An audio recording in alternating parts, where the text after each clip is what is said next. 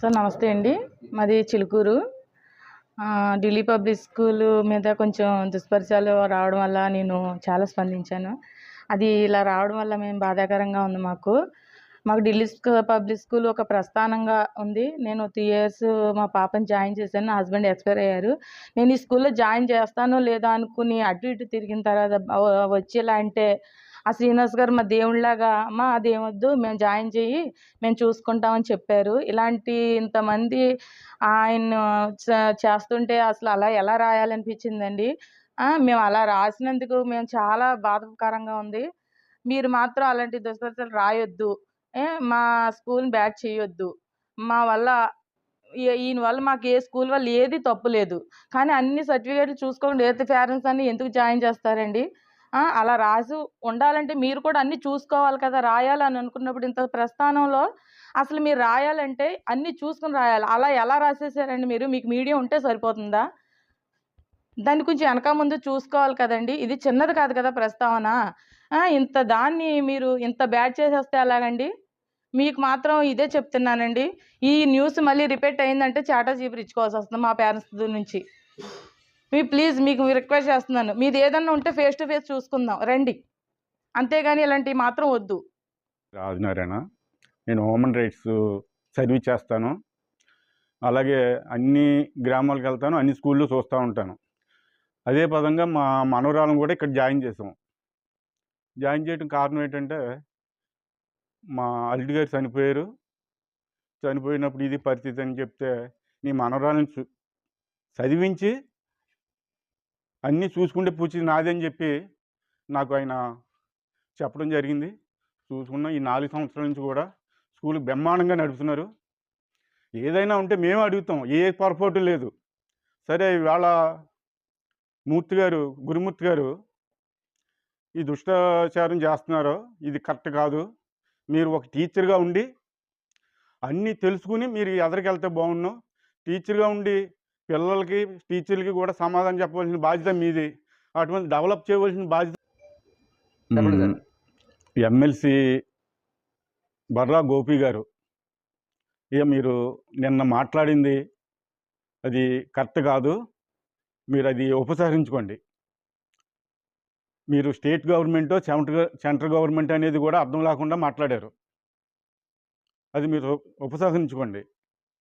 పిల్లలకి, తల్లిదండ్రులకి, పేరెంట్స్కి సమాధానం చెప్పవలసి ఉంటే చెప్పాలా, లేదనుకుంటే అది ఉపసంహరించుకోండి. ఇక్కడి నుంచి రిపీట్ అవటానికి లేదు. మీ అబద్ధాలు ప్రచారం చేయొద్దు. మా పిల్లలు ఇక్కడ ఢిల్లీ పబ్లిక్ స్కూల్లో చదువుకుంటున్నారు, ఫీజు లేకుండా మా సార్ చదివిస్తున్నారు. అయితే మరి ఈ ప్రచారాలు మాకు ఆర్టీవీ నుంచి రాసలీలన్నీ పెట్టారు, అవి ఎంతవరకు కరెక్టు? మీరు మాకు అవి నిరూపించగలరా?